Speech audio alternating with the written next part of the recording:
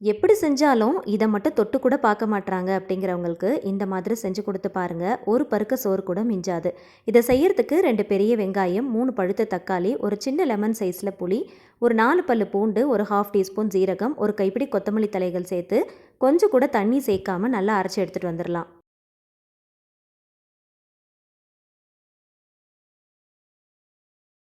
கடாயில் இதை செய்யறதுக்கு கொஞ்சமாக நல்லெண்ணெய் சேர்த்துக்கலாம். நல்லெண்ணெயில் செய்யும் போது டேஸ்ட் ரொம்ப நல்லாயிருக்கும். கொஞ்சமாக கடுகு, உளுந்து, ஜீரகம், வெந்தயம் இது எல்லாமே சேர்த்து பொரிய விடுங்க. ஒரு 5 பல்லு பூண்டு, ஒரு கொத்து கருவேப்பிலை, காரத்துக்கு ஏற்றா போல் காஞ்ச வத்தல் சேர்த்துக்கோங்க. நான் குண்டு மிளகாய் சேர்த்துருக்கிறேன். ஒரு 3 போல் சேர்த்துருக்கிறேன். இது எல்லாமே நல்லா பொரிஞ்சு நல்லா செவந்து வரணும்.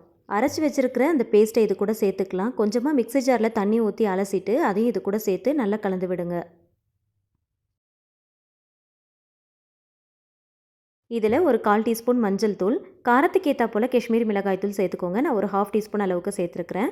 1/2 டீஸ்பூன் தனியாத்தூள், தேவையான அளவுக்கு கல்லுப்பு கொஞ்சமாக சேர்த்து நல்லா வதக்கிக்கலாம். கடைசியாக கொஞ்சமாக பெருங்காயத்தூள் சேர்த்து நல்லா கலந்துட்டு மூடி போட்டு ஒரு 10 நிமிஷத்துக்கு மீடியம் ஃப்ளேமில் வச்சு நல்லா கொதிக்க விடுங்க. இந்த ரெசிப்பியில் சேர்க்கறதுக்காக பாலக்கீரை தான் எடுத்துருக்கிறேன். பாலக்கீரையை நல்லா சுத்தமாக வாஷ் பண்ணிவிட்டு தண்டோடு சேர்த்து இந்த மாதிரி நல்ல பொடியை நறுக்கி எடுத்துக்கோங்க.